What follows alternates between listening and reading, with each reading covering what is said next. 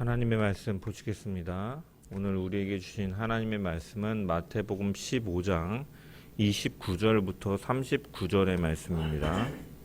마태복음 15장 29절에서 39절 말씀입니다. 제가 하나님의 말씀을 봉독합니다. 예수께서 거기서 떠나사 갈릴리 호숫가에 이르러 산에 올라가 거기에 앉으시니 큰 무리가 다리 저는 사람과 장애인과 맹인과 말 못하는 사람과 기타 여럿을 데리고 와서 예수의 발 앞에 앉힘에 고쳐주시니 말 못하는 사람이 말하고 장애인이 온전하게 되고 다리 저는 사람이 걸으며 맹인이 보는 것을 무리가 보고 놀랍게 여겨 이스라엘의 하나님께 영광을 돌리니라. 예수께서 제자들을 불러 이르시되 내가 무리를 불쌍히 여기노라. 그들이 나와 함께 있는지 이미 사흘이매 먹을 것이 없도다. 길에서 기진할까 하여 굶겨 보내지 못하겠노라. 제자들이 이르되 광야에 있어 우리가 어디서 이런 무리가 배부를 만큼 떡을 얻으리이까? 예수께서 이르시되 너희에게 떡이 몇 개나 있느냐? 이르되 7개와 작은 생선 2마리가 있나이다 하거늘 예수께서 무리에게 명하사 땅에 앉게 하시고 떡 7개와 그 생선을 가지사 축사하시고 떼어 제자들에게 주시니 제자들이 무리에게 주매 다 배불리 먹고 남은 조각을 7 광주리에 차게 거두었으며 먹은 자는 여자와 어린이 외에 4,000명이었더라. 예수께서 무리를 흩어 보내시고 배에 오르사 마가단 지경으로 가시니라. 아멘. 말씀을 통한 주의 은혜와 평강이 모인 모든 자들 가운데 넘치기를 축원합니다. 오늘 본문은 예수님께서 떡 7개와 물고기 2마리로 4,000명을 먹이신 칠병이어 사건의 표적이 기록되어 있습니다. 그리고 이 표적은 앞서 14장에 등장하였던 오병이어의 사건과 굉장히 유사한 점들이 있습니다.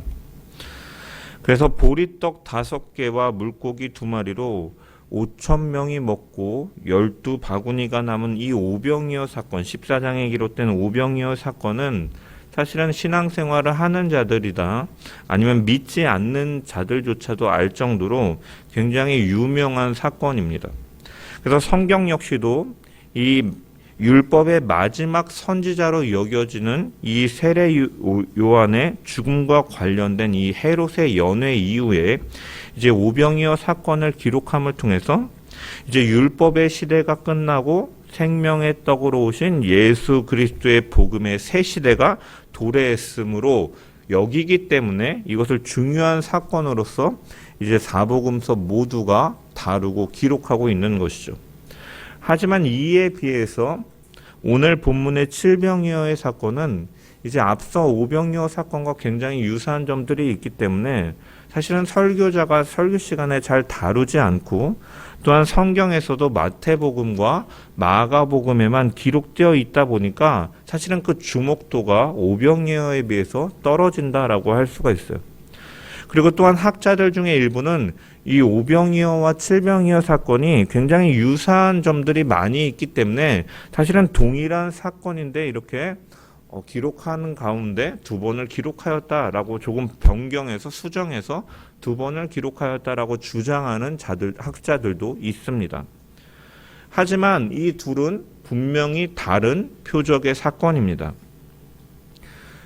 그리고 이 두 사건을 기록한 건 역시도 성경은 우리에게 분명히 교훈하여 주시기 위해서 이 사건을 2가지를 모두 기록하고 있는 것이죠.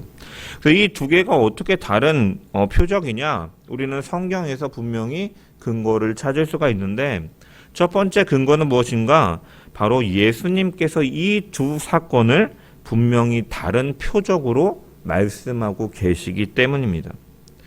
이 뒤에 나오는 바리새인들과 이 사두개인들 간의 논쟁을 다루는 이 16장 9절에서 10절의 말씀을 보면은 예수님께서 이렇게 말씀하시죠. 너희가 아직도 깨닫지 못하느냐? 떡 5개로 5,000명을 먹이고 주운 것이 몇 바구니며 떡 7개로 4,000명을 먹이고 주운 것이 몇 광줄이었는지를 기억하지 못하느냐. 바리새인들과 이 사두개인들의 누룩을 주의하라 라고 이렇게 말씀하신 것에 대해서 제자들이 누룩이 무엇이냐, 떡에 대해서 왜 말씀하시냐 이렇게 하니까 내가 지금 떡 얘기를 하느냐, 내가 오병이 어려가지고 5,000명을 먹이고 12이 바구니가 남은 사건, 7광주리가 남은 사건 너희가 기억하지 못하느냐? 내가 그것을 말씀하는 것이 아니다라고 하시면서 예수님께서 이 두 표적을 언급하고 계시다라는 거예요. 두 사건이 실제적으로 벌어졌기 때문에 사실은 예수님께서 이 표적을 행하신 주체이신 예수님 자체가 이제 이것을 각각 독립적인 사건으로 말씀하고 계시기 때문에 이것은 분명히 각각 다른 표적이다라는 거죠.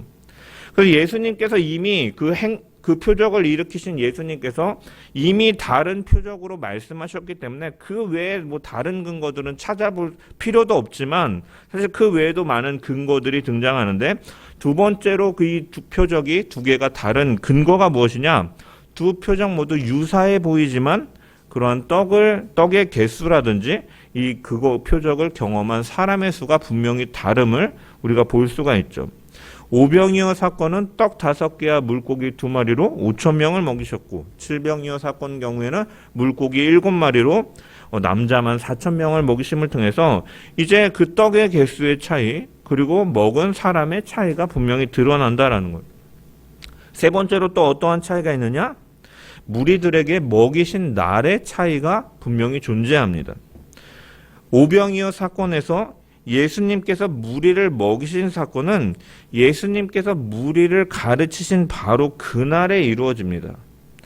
하지만 오늘 본문을 보면은 예수님께서 무리를 먹이신 사건은 언제 이루어집니까? 32절의 말씀을 보면 그들이 나와 함께 있은 지 사흘째 되는 날.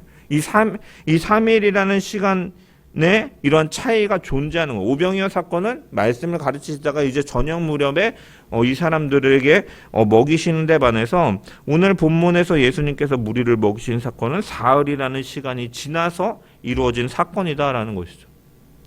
그리고 네 번째 그릇은 근거로는 어떤 차이가 있냐면 남은 음식을 수거할 때 그 사용되어지는 그릇의 차이가 있다라는 거예요. 5,000명을 먹이신 사건에서 음식을 걷어들인 도구는 14장 20절에 보면 이제 그들이 걷어들이고 남은 것이 12바구니니라라고 기록되어 있어요. 여기 바구니라고 번역된 헬라어 쿠피노스라는 말인데 이 쿠피노스는 유대인들이 일상적으로 사용하는 작은 바구니를 가리키는 것이에요. 이에 비해서 오늘 본문에서 음식을 걷어들인 도구는 무엇입니까? 37절의 말씀을 보면은 다 배불리 먹고 남은 조각을 7광주리에 차게 거두었다라고 기록되어 있습니다. 여기 광주리라고 번역된 헬라어는 스프리스라는 말인데 이것은 바구니 아까 말했던 쿠피노스보다 훨씬 더 큰 바구니, 갈대로 짠 둥근 바구니를 가리키는 거예요. 그 광주리라는 거예요. 그래서 성경에 이 광주리라는 표현이 또한 다른 곳에 등장하는데 바로 이 사도행전에서 나중에 사도 바울이 다메섹에서 사람들로부터 피신할 때 탈출할 때 성벽에 이 바구니에 몸을 싣고 성벽을 내려가는데 그때 등장하는 바구니가 바로 이 광주리다라는 거예요. 이 단어가 동일하게 사용되어 있다는 거예요. 그래서 이 앞서 말한 유대인들이 사용하는 이 도시락을 담는 작은 바구니와 이 광주리는 굉장히 큰 차이가 있다라는 것이죠. 그리고 다섯 번째 장소와 시점의 차이도 분명히 있다라는 것입니다. 오병이어 기적이 베풀어진 장소를 보면 갈릴리 북동쪽의 베세다 인근의 빈들에서 이 일이 이루어졌는데 칠병이어 사건을 보면 예수님께서 우리가 앞전에 두로와 시돈을 가셨다가 이제 마가복음 8장에 보면은 데가볼리 지역 이 갈릴리 호수 남동쪽쯤에 위치한 이방인들의 도시라고 할 수 있는 데가볼리 지역을 경유하셔서 갈릴리 호수로 가셨다라는 거예요. 그래서 베세다는 갈릴리 호수의 북동쪽에 위치하고 이 칠병이어 사건이 이루어진 갈릴리 호수는 남동쪽쯤에 위치하기 때문에 장소상의 차이도 있다라는 거예요. 그리고 또한 오병이어 사건을 보면은 이 사람들이 앉았던 곳을 이제 마태복음은 잔디, 마가복음은 푸른 잔디라고 기록하고 있는데 비해서 오늘 본문은 땅에 앉았다라고 기록되어 있어요. 그래서 이 시점도 다르다. 이 당시에 이 5월절 이 오병이어 사건이 이루어진 것은 이제 6월절이 임박해서 이제 새싹이 돋아나는 이제 봄중에 일어난 시점이고, 이 칠병이어 사건은 그 시간으로부터 상당한 시간이 흘러서 이제 땅의 풀들이 말라버린 건기 가운데 이루어진 사건이다라고 학자들은 해석하기도 한다는 것이죠. 그리고 마지막으로 예수님께서 표적을 행하신 이후의 행동도 차이가 있습니다. 오병이어 사건을 일으키신 이후에 예수님께서는 무리들 그리고 제자들과도 떨어지셔서 홀로 기도하러 산에 올라가셨지만, 오늘 표적 사건 이후에 예수님께서는 어떻게 하십니까? 무리들과는 작별하셨지만 제자들과는 다음 사역지로 배를 타고 이동하시는 이러한 차이가 있다라는 것이죠. 그래서 이와 같은 정황들을 통해서 예수님께서 4,000명을 먹이신 칠병이어 사건과 5,000명을 먹이신 이 오병이어 사건은 분명히 다른 날, 다른 장소에서 각각 이루어진 독립적인 사건으로 성경은 분명히 기록하고 있다라는 것이죠. 그렇다면 우리가 이런 의문을 가질 수 있죠. 물론 이게 다른 사건이긴 하지만 무리가 많이 있고 먹을 것이 적은 상황에서 예수님께서 이들을 먹이신 것은 어떻게 보면 유사하고 굉장히 동일한 사건으로 볼 수 있는데 왜 이것을 성경은 또 한 번 기록하고 있는가? 우리가 성경은 예수님의 모든 말과 행적을 세세토록 1분 1초에 대해서 기록한 것이 아니라 우리가 마태복음도 살펴보고 있는 것처럼 어떠한 주제를 드러나기 위해서 그 당시에 예수님께서 하셨던 말씀이나 행동들이나 이러한 표적들이 이렇게 구성되고 기록되어 있는데, 왜 그렇다면 비슷한 유형의 표적을 이렇게 두 번이나 기록하고 있는가? 우리가 의문을 가질 수가 있지만 이것은 칠병이어 이 사건이 오병이어 이적에는 없는 고유한 메시지를 담고 있기 때문에 성경의 기자들은 또한 이것을 교훈하기 위해서 우리에게 말씀을 전달해주고 있는 것이고, 우리는 그래서 이 본문을 통해서 주시는 교훈들을 발견할 수 있다라는 것입니다. 그래서 본문으로 들어가서 32절의 말씀을 보면은 예수께서 제자들을 불러 이르시되 내가 무리를 불쌍히 여기노라. 그들이 나와 함께 있은지 이미 사흘임에 먹을 것이 없도다. 길에서 기진할까 하여 굶겨 보내지 못하겠노라 라고 예수님께서 말씀하십니다. 예수님께서는 3일 동안 무리들과 함께 있으시면서 그들을 불쌍히 여기셨죠. 앞전에 수로보니게 여인의 이야기에서 예수님은 두로와 시돈 지역의 이방인의 지역에 가셨다가 후에 데가볼리 지역을 통과하여 갈릴리 호수 근처에 있는 광야에 머무시는 동안 이 예수님께서 이곳에 계시다는 소문을 듣고 이제 사람들이 모여들기 시작하죠. 그래서 앞에 읽었던 것처럼 다리 저는 사람, 눈이 보이지 않는 사람, 말 못하는 사람, 몸에 장애를 가져서 고통을 가지고 있는 사람들이 예수님께 나와서 고쳐주기를 간구하는 거죠. 그래서 예수님은 이들의 간구를 외면하지 않으시고 예수님께 나온 자들을 고쳐주십니다. 이런 일들이 계속된 이후에도 사람들은 모여들었고 어느새 남성 성인만 4,000이나 되는 무리가 예수님 주변에 모여들게 되는 것이죠. 그리고 예수님께서는 이 사흘이라는 시간 동안 함께 하시면서 그들을 병을 고쳐주시고 또 원래 하시던 대로 하나님의 말씀을 가르쳐 주신 것이죠. 그래서 예수님이 3일이라는 긴 시간 동안에 한 장소에서 머물면서 같은 사람들에게 하나님의 말씀을 가르치신 것은 공생의 사역 전반적으로 볼 때도 일반적인 것은 아니었다는 거예요. 그래서 예수님께서 어떻게 보면 이 3일이라는 시간을 이 무리들에게 오롯이 집중하면서 그들과 함께 하시고 말씀을 가르쳐 주신 것은 이제 예수님께서 그들의 그 상황이, 그들의 상태가 어떠한지를 알고 계셨고 어떻게 보면 집중 치료라고도 할 수가 있는 것이죠. 사람들은 당시에 로마 정부의 그 압제 아래에 있었고 사회 경제적으로는 과도한 세금으로 인해 매우 큰 고통을 겪고 있었으며 그 다스리는 이 지도자들은 어떠합니까? 타락하고 자신들의 출세만을 생각하고 부를 쌓는 것에만 생각하고 유흥과 쾌락을 즐기기만을 바빴던 시대에 종교 지도자들은 그렇다면 종교 지도자들이라도 말씀을 잘 가르치고 하나님 앞에 설 수 있도록 진리의 빛을 드러내야 됐지만 그들 역시도 자신의 욕심을 채우기 위해서 해석하고 여러 전통들을 통해서 그들에게 무거운 멍에만을 지게 하는 그러한 시대였던 것이죠. 그래서 잘못된 율법주의 속에 그 본질은 이제 하나님의 계명을 지키기 위해 행한다라고 하지만 실질적으로는 그 종교 지도자들의 욕심을 채우기 위한 것, 그리고 그들에게 멍해가 되어버리고 마는 것이죠. 이러한 시대를 살아가는 그 무리들은 어떠합니까?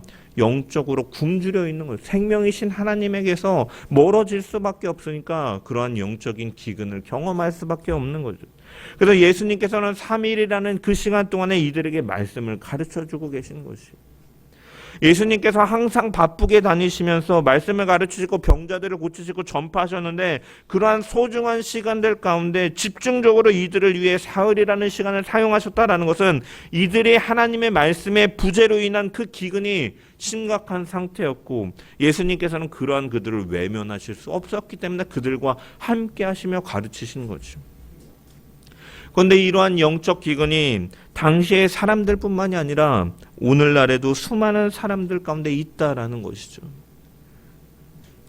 인생의 참된 목적과 가치를 알지 못한 채 헛되이 방황하며 살아가는 것이 오늘날 많은 사람들이 있다라는 것입니다.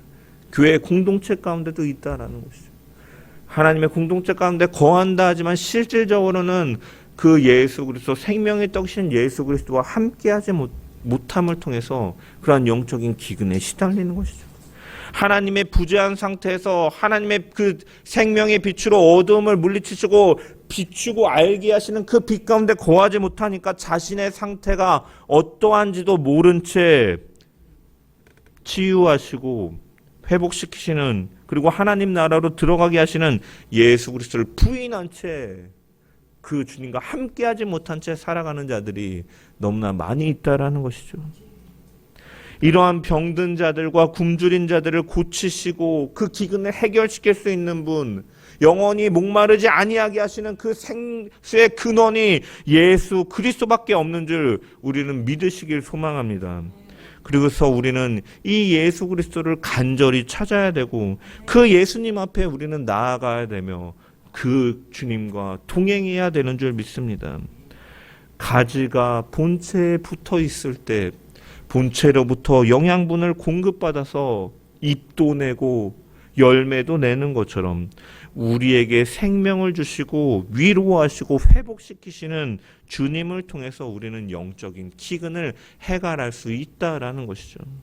그리고 그 예수님의 은혜는 바로 그분에 대해 증거하는, 그럼 예수님과 동행하고 그분께 나아가는 것은 무엇인가? 우리는 기도를 통하여 또한 그분에 대해서 증언하는 말씀을 통해서 우리는 주님과 가까이 할 수 있고 주님께 나아갈 수가 있고 주님과 동행할 수 있으며 성령께서 그 말씀을 통해서 은혜로 공급하여 주심을 통해 우리는 그 회복이 일어나고 그 생명 속에서 살아갈 수가 있게 되는 것이죠. 그래서 예수님께서는 요한복음 5장 39절에 너희가 성경에서 영생을 얻는 줄 생각하고 성경을 연구하거니와 이 성경이 곧 내게 대하여 증언하는 것이니라. 성경에 하나님께서 주시는 영생이 담겨 있는데 그 성경이 바로 예수님에 대해서 증언하는 것이다라고 말씀하고 있다는 거예요. 그래서 우리에게 생명을 주시고 예수 그리스도로 풍성하게 하는 그 말씀을 우리는 늘 가까이 함을 통해서 우리의 치료자요 참된 만족과 안식을 주시는 예수님 앞으로 나아가는 주의 백성, 그래서 영적으로 기근의 때를 보내고 있는 그러한 상태가 아니라 정말 그 주님과 함께하며 주님께서 공급하여 주시는 그 생명의 만나를 먹으며 그 부유하신 하나님의 그 생명을 누리는 부유함 가운데 살아가는 주의 백성 되기를 주님의 이름으로 간절히 축원합니다. 또한 예수님께서는 그들의 영적인 기근을 아시고 말씀을 가르쳐 주신 것과 함께 또한 그들의 인생의 필요를 아시고 책임지시는 분이심을 오늘 본문은 교훈하고 있습니다. 오병이어에 이적되는 무리들이 한 끼 내지 혹은 두 끼 정도 말씀을 듣느라고 먹지 못하였지만 이 칠병이어에 이적되는 그들이 말씀을 듣느라 주님과 사흘이라는 시간을 함께하는 것이죠. 아마도 조금이라도 챙겨왔던 사람들도 이렇게 긴 시간을 보낼 줄 몰라서 그들의 먹거리는 떨어졌을 것이고 적어도 하루 이틀 동안 사람들은 굶주림의 시간들을 보냈을 것입니다. 굶지 않아도 한 끼 먹는 게 조금이라도 늦어지면 난리가 나는 게 사실 사람입니다. 아이들이 방학이 되다 보니까 집에 있는 시간들이 많은데 밥 먹는 시간이 한두 시간만 좀 늦어져도 아빠 배고파, 엄마 배고파 하면서 얼마나 밥 달라고 찾는지를 몰라요. 그런데 여러분, 이 예수님과 함께하는 시간, 물론 말씀을 들으면서 기쁘고 행복했지만 그 이면 또한 그 시간들 가운데서 그들은 또한 굶주렸을 것이고 집중할 때는 몰랐겠지만 잠시 쉬거나 이제 말씀을 마치셨을 땐 그들의 그 허기짐이 느껴졌을 것이죠.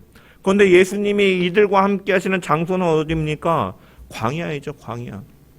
광야는 사람이 살지 않는 메마르고 척박한 땅이기 때문에 먹을 것을 구할 수 없는 곳. 이들은 배고픔을 해결하고 휴식을 취하기 위해서는 이제 마을이나 도시로 가야 됐는데 그곳에 도착하기 위해서는 지금 있는 곳에서 한참을 걸어가야 되는 것이죠. 그래서 그 점을 아시는 주님께서는 이제 그들이 그 가는 길에 그들이 기진 이 허기짐 가운데 그들이 먼 길을 가다가 기진할까 하여 굶겨 보내지 못하겠노라라고 말씀하고 계시는 것이죠. 이처럼 예수님께서는 우리의 육체적인 필요도 잘 알고 계시고 공급하여 주시는 분이시다라는 것을 오늘 말씀은 분명히 드러내고 있다는 것이죠. 그래서 우리는 이 문제 역시도 우리는 주님께 기도해야 되는 것이죠. 예수님께서 기도에 대해 가르쳐 주실 때 오늘 우리에게 일용할 양식을 주시옵고 라고 이렇게 기도하라고 가르쳐 주신 것처럼 우리는 주님께 기도해야 되는 것이요. 하나님께서는 우리의 기도를 들으시고 그분의 뜻대로 그 필요를 채워주시는 분이시기 때문입니다.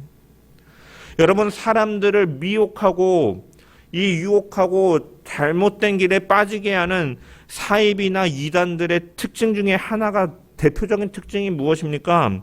그들은 신비롭고 영적인 것을 추구한다라고 하면서도 그렇기 때문에 너희들은 그게 중요하지 않아 하면서 돈과 물질을 바치게 하죠. 실질적으로 그렇게 말하는 자들의 그 돈과 물질에 집착해서 미혹당하는 자들의 삶을 무너뜨리는 특징이 있는 것이죠.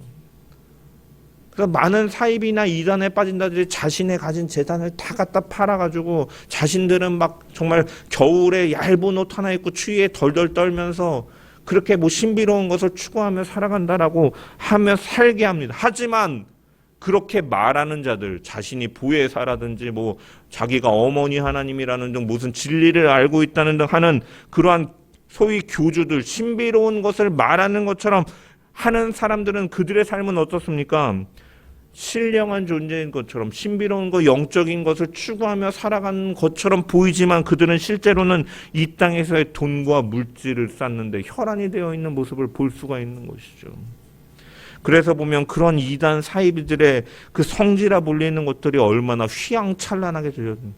어딘지는 잘 모르겠으나 하나님의 교회, 이렇게 강원도로 가다 보면 고속도로 산 약간 중턱 위에 하얗게 아주 큰 궁궐처럼 지어진 그 어딘가 찾아봤더니 그 하나님의 교회 그 건물이더라고요. 얼마나 많은 돈을 들여가지고 성도들로부터 이렇게 받아내가지고 그것을 지었는지. 그래서 교주들이 얼마나 많은 부를 갖고 있는지 사실은 그 열매를 통해 알 수 있다는, 하나님의 일을 말하지만 자신 것을 착복하고 부를 취하고 물질을 쌓는 그런 욕심을 보면은 사실 그들은 하나님의 일을 한다고 말하지만 그들은 사실 그 열매를 통해서 그것이 가짜임을 우리는 너무나 잘 알 수가 있는 것이죠. 결국 이런 것들이 사람들의 속이고 착취해서 마음과 육체를 병들게 하고 삶을 무너뜨리게 하는 거죠. 하지만 예수님께서는 어떠한 분이시냐? 예수님도 물론 사람의 영혼을 중요하게 여기시는 분이죠. 그래서 이들과 함께 사흘 동안 함께 하시면서 말씀을 가르치시기도 했고, 요한복음 6장 35절에 보면 이 오병이어의 표적을 경험하고 예수님을 왕으로 모시기 위해 따르는 자들을 가리켜서 나는 생명의 떡이니 내게 오는 자는 결코 줄이지 아니할 터이요 나를 믿는 자는 영원히 목마르지 아니하리라 말씀하심을 통해서 예수님께서는 너희가 먹을 것을 통해서 너희가 나를 따르는데 너희는 그러한 겉사람의 육체의 그 양식을 먹는 것에만 욕심을 부리지 말고 속사람 너희에게 영원한 생명을 주고 말씀을 주고 먹을 것을 주는 그 양식에 관심을 기울이라고 예수님께서 말씀하셨어요. 하지만 한편으로 예수님께서는 그것만을 말씀하시느냐, 그것이 아니라 예수님께서는 동시에 사람이 살아가는데 필요한 육신적인 것들에 대해서도 소홀하지 않게 여기고 계신다라는 거예요. 왜? 하나님께서 이 땅에 보내시고 이 땅을 살게 하신 인생들 역시도 이 시간 역시도 하나님의 허락 가운데 있기 때문에 그 삶 가운데 필요한 것도 예수님께서는 결코 관심을 갖지 않으시거나 예외로 두지 않으셨다라는 거예요. 그래서 예수님께서 가르쳐 주신 그 주기도문을 보면은 하나님의 이름, 하나님의 나라, 하나님의 뜻에 대해서 기도하게 하시고 이후에 가장 먼저 하는 우리를 위한 간구에 뭐가 등장합니까? 우리의 일용할 양식을 위하여 기도하라라고 가르쳐 주신 것이죠. 하나님의 이름과 나라와 뜻을 위한 삶으로 우리를 부르셨기 때문에 그것을 위해 기도하라 하셨고 그것을 위해 살라고 하셨으며 또한 이어서 우리의 일용할 양식을 구하라 하심을 통해서 우리가 그렇게 하나님의 나라와 이름과 뜻에 관심을 두고 목적을 두고 살아간다면 하나님께서 이 땅에 사는 우리의 필요와 염려에 대해서 관심을 가지고 돌보시겠다라고 약속하여 주고 계시는 것이죠. 그래서 하나님은 우리의 삶과 동떨어진 분이 아니시고 우리의 일상의 소소한 일에도 관심을 갖고 필요를 채워주시며 우리가 이 땅에서 살아가는 행복과 인생의 질에 대해서도 깊은 관심을 가지고 계신다라는 거예요. 그렇기 때문에 우리가 생계 문제를 하나님께 요청하는 것도 당연한 것이고 이 세상에서 성도가 어떻게 먹고 사는가 이러한 문제를 풀어가는 것 역시도 우리의 신앙과 깊은 연관이 있기 때문에 예수님께서는 우리를 위한 간구에 첫 번째로 일용할 양식을 구하라라고 가르쳐 주신 것이죠. 그래서 주님께서 이 일용할 양식을 구하라라고 가르쳐 주신 것은 우리의 한순간도 하나님의 돌보심 없이는 살아갈 수 없는 존재라는 것을 우리에게 교훈하여 주시는 것이고 예수님은 우리의 구원을 위해 이 땅에 오셨고 십자가의 은혜와 부활의 능력으로 생명을 주셨지만 그 예수님께서 베푸시는 구원은 장차 완성될 하나님의 나라에서만 이루어지는 것만이 아니라 이 땅에서의 우리의 인생을 위한 것이기도 하다라는 것을 기억하고 예수님께서는 그 부분에 대해도 관심을 갖고 계시다라는 것이에요. 그래서 우리들이 하나님의 자녀와 백성으로 거듭날 수 있는 은혜를 주신 예수님께서는 이 땅에서도 성도들이 천국을 소망하며 살 수 있도록 도와주시는 분이시다라는 거예요. 그래서 성도의 모든 삶 가운데 상황 가운데 은혜로 돌보아 주시는 분임을 우리는 믿고 기억해야 될 줄 믿습니다. 그래서 우리의 모든 인생이 예수 그리스도의 은혜 아래에 있음을 우리가 날마다 기억하며 예수님의 도우심을 간구하며 살아가는 주의 백성 되기를 주님의 이름으로 간절히 축원합니다. 또한 이 칠병이어의 사건은 신학적으로도 이 고유한 중요한 메시지들을 담고 있는 거죠. 바로 예수님께서는 유대인들을 치유하시고 공급하시는 다윗의 목자 구세주로 오신 것뿐만이 아니라 에스겔서의 예언과 같이 유대인뿐 아니라 그의 통치는 열방까지 확대되어 감을 보여주는 그 종말의 목자로서 온 열방을 치유하시고 통치하시고 다스리시는 분이라는 것을 보여주는 표적이 바로 이 칠병이어의 사건인 것입니다. 당시의 유대인들은 철저하게 사람을 율법이라는 이름하에 사람을 차별했습니다. 그래서 유대인들의 눈에는 이방인들은 이 개만도 못한 짐승과 같은 사람으로 여기며 살았죠. 하나님께서 자신들만 선택하셨기 때문에 이방인들에 대해서는 하나님께 버림받은 멸망당할 자들이라고 보았기 때문에 그들은 성전에 들어올 수도 없고 그들과 상종하며 한식탁에서 먹고 마시는 일조차도 금하면서 그들이 살았던 것이죠. 이러한 이방인들에게 자비를 베푸는 것 역시도 사실 상상하기조차 힘든 일이죠. 하지만 예수님께서는 이방인들을 찾으시는 거예요. 마태복음이 가나안 여인, 이 수로보니게 여인의 이야기와 칠병이어 사건을 연속해서 배치한 목적이 바로 여기 있다라는 것이에요. 본문 바로 앞을 보면 예수님께서 두로와 시돈을 지방을 거쳐서 오셨고 데가볼리 지역을 거쳐 오셨고 이 칠병여의 대상의 이 표적의 대상들이 바로 이방인임을 드러내고 있다라는 것이에요. 그 주님을 향한 믿음을 가진 이방 여인이었지만 주님을 향한 믿음을 가진 그 딸을 고치셨고, 주님께 나온 이 이방인들을, 유대인들을 먹이신 것처럼 이방 사람들을 먹이셨다라는 것이죠. 5,000명을 먹이신 사건은 12바구니가 남았다 기록되어 있어요. 이 12이라는 숫자는 무엇을 의미합니까? 12지파 유대인을 의미하는 거예요. 그런데 여기 이 칠병이의 사건에 기록되어 있는 이들이 먹은 4,000이라는 숫자, 여러분 이 4라는 숫자, 그리고 7 광주리가 남았는데 이 7이라는 숫자는 이방인을 상징하는 숫자입니다. 4,000명의 4는 왜 4가 왜 이방인을 상징하는 숫자냐? 유대인을 넘어서서 그것은 우리가 방향을 말할 때 동서남북 사방향으로 말하잖아요. 그래서 이 4라는 숫자는 동서남북 사방에서 온 열방에서 나오는 숫자를 가리키기 때문에 이방인의 숫자라고 말하고, 또한 7은 우리가 성경에서 완전수이기도 하지만 또한 이방인을 가리키는 숫자이기도 합니다. 그래서 대표적으로 이스라엘 가나안 7족속이 있잖아요. 이스라엘이 이 가나안 땅을 점령할 때 가나안 7족속, 그래서 이 7이라는 숫자는 또 이방인을 상징하는 숫자이기도 해요. 그래서 사도행전에서도 이 헬라어를 말하는 그리스도인들을 위해서 7집사를 세우는 것도 사실 이러한 의미 있는 거죠. 그래서 이 사방의 이방인들에게, 이 7을 가리키는 이방인들에게 예수님께서 생명의 떡이 되신다라는 것을 보여주는 사건이 바로 이 칠병이어 사건의 표적이다라는 것이죠. 이 사실은 명칭을 통해서도 잘 드러나게 되는데, 5,000명과 4,000명을 먹이시고 난 후에 이 바구니와 광주리의 차이가 있는데, 이 바구니 쿠피노스는 유대인들이 당시에 가벼운 점심을 휴대하기 위한 바구니로 보통 사용하던 그러한 도구였다는 거예요. 이에 비해 이 광주리라는 표현은 대체로 이방인들이 사용하는 것들.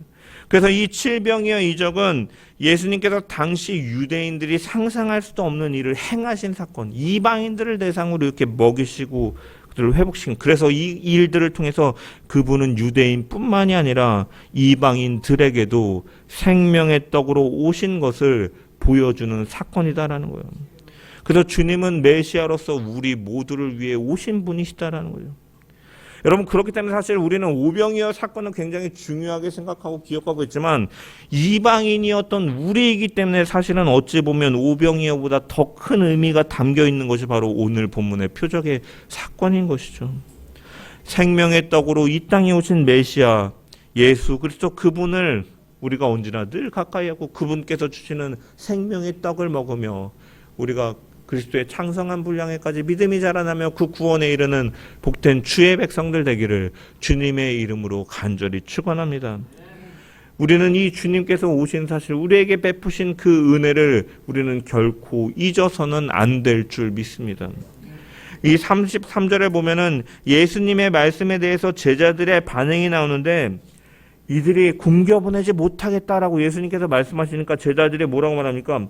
광야에 우리가 있는데 어찌 이들을 배부르게 만큼 떡을 어디 있겠냐라고 이렇게 말하는 것이죠. 예수님께서는 이 무리에게 무엇인가 먹여야겠다라고 하는데 제자들은 이러한 반응, 회의적인 반응을 보이고 있다는 것. 그런데 여러분, 이 제자들은 이미 오병이어의 이적을 체험했던 사람들이었다라는 것이죠.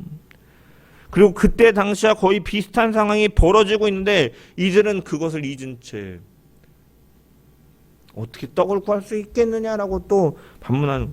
그리고 16장 7절에 아까 읽었던 16장 7절에도 비슷한 말씀이 기록된, 제자들이 서로 논의하여 이르되 우리가 떡을 가져오지 아니하였도다 하거늘 예수께서 하시고 이르시되 믿음이 작은 자들아 어찌 떡이 없으므로 서로 논의하느냐, 너희가 아직도 깨닫지 못하느냐. 떡 5개로 5,000명을 먹이고 준 것이 몇 바구니며 떡 7개로 4,000명을 먹이고 준 것이 몇 광주리였는지를 기억하지 못하느냐. 떡을 가져오지 않았는데 어떡하지? 이렇게 생각하고 있을 때 예수님께서 말씀하시는 것이죠. 제자들은 그 놀라운 이적을 경험해보고 잊어버리고 마는 것이죠. 망각해버리고 마는 것이죠. 놀라운 은혜를 체험하고도 까맣게 잊어버리고 말았고, 비슷한 상황에 닥쳤는데도 믿음으로 대처하지 못하는 모습을 보이고 있는 것이죠. 우리는 이러한 제자들과 같이 은혜를 망각하는 자리에 있어서는 안 된다라는 거죠. 예수 그리스도의 은혜를 잊어버리지 않도록 늘 기억하며 묵상하며 살아가야 되는 것이요. 그래서 이 칠병이어의 이적은 이방인의 땅에서 예수님께서 이방인들을 대상으로 베푸신 은혜의 역사에 관한 기록이고, 이것이 우리에게 주는 것은, 교훈하는 것은 그분은 이방인인 우리의 영적인 상태에 관심을 갖고 계시고, 그것의 회복을 위해서 주님은 역사하시는 분이시고, 또한 우리의 영적인 것뿐만이 아니라 우리의 인생의 필요를 아시고, 나그네와 같이 험악한 시절을 보내고 있는 우리를 불쌍히 여기시고 우리의 필요를 공급하여 주시는 분이심을 우리는 늘 기억하며 그분을 의지하며 살아가야 된다는 거죠. 무엇보다도 외면하고 배척당하던 이방인들 역시 동일하게 메시아로서 치유하고 회복시키며 공급하여 주시고 구원하여 주시는 예수님을 우리는 늘 기억하면서 그 주님을, 그 은혜를 잊지 않고 주님 안에 거하며 주님과 동행하며 그 생명의 관계 속에서 생명을 누리며 사는 주의 백성들 되기를 주님의 이름으로 간절히 축원합니다.